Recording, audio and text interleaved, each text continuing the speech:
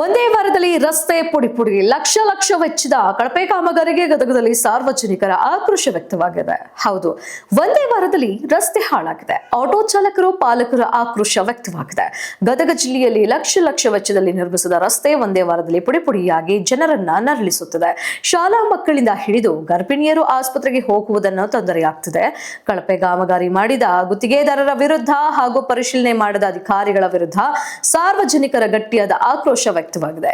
ಒಂದೇ ವಾರದಲ್ಲಿ ಡಾಂಬರ್ ಪುಡಿಯಾಗಿತ್ತು. ರಸ್ತೆ ಗುಂಡಿಗಳ ನಡುವೆ ಸಾರ್ವಜನಿಕರ ಸಂಚಾರ ಅಸ್ತವ್ಯಸ್ತವಾಗಿದ್ದು, ಗುತ್ತಿಗೆದಾರ ಅಧಿಕಾರಿಗಳ ವಿರುದ್ಧ ಆಕ್ರೋಶ ವ್ಯಕ್ತವಾಗ್ತಿದೆ. ಶಾಲಾ ಮಕ್ಕಳು ಗರ್ಭಿಣಿಯರಿಗೆ ನರಕ ಯಾತನೆ ತೋರಿಸ್ತಾ ಇದೆ ಈ ರಸ್ತೆ ಗುಂಡಿಗಳು. ಗದಗ ಜಿಲ್ಲೆಯಲ್ಲಿ ಮತ್ತೊಮ್ಮೆ ಕಳಪೆ ಕಾಮಗಾರಿ ಬಯಲಾಗಿರುವ ಘಟನೆ ಸಭಾಂಬುರ ಹಾಗೂ ಬಾಲವಿನಾಯಕ ಶಾಲೆಗೆ ಹೋಗುವ ಪ್ರಮುಖ ರಸ್ತೆಯಲ್ಲಿ ಲಕ್ಷ ವೆಚ್ಚದಲ್ಲಿ ಗುಂಡಿ ಮುಚ್ಚುವ ಕಾಮಗಾರಿ ಮಾಡಲಾಗ್ತಿದೆ. ಆದ್ರೆ ಕೇವಲ ಒಂದೇ ವಾರದಲ್ಲಿ ಸಂಪೂರ್ಣ ರಸ್ತೆ ಬಿರುಕು ಬಿಟ್ಟು ಡಾಂಬರ್ ಪುಡಿಯಾಗುತ್ತಿರುವ ದೃಶ್ಯ ಸ್ಥಳೀಯರನ್ನ ಆಕ್ರೋಶಕ್ಕೊಳಪಡಿಸಿದೆ. ಎಲ್ಲಿ ನೋಡಿದ್ರು ಗುಂಡಿ. ಜನರು ಹೇಳುವಂತೆ ರಸ್ತೆ ಅಲ್ಲ, ಗುಂಡಿಗಳ ಸರಪಳಿ. ಈ ರಸ್ತೆಯ ಮೂಲಕ ಗರ್ಭಿಣಿಯರು ಸರ್ಕಾರಿ ಆಸ್ಪತ್ರೆಗೆ ಹೋಗಬೇಕು. ಶಾಲಾ ಮಕ್ಕಳು ಪ್ರತಿದಿನ ಹೋಗುವ ದಾರಿ ಇದೆ. ಆದ್ರೆ ಈಗ ಆಟೋ ಚಾಲಕರು ಜೀವ ಕೈಯಲ್ಲಿ ಹಿಡಿದು ರಸ್ತೆ ದಾಟುವಂತಾಗಿದೆ. ಪುಡಿಯಾದ ಡಾಂಬರು, ಹೊರಬಿದ್ದ ಕಲ್ಲು, ಆಳವಾದ ಗುಂಡಿಗಳು.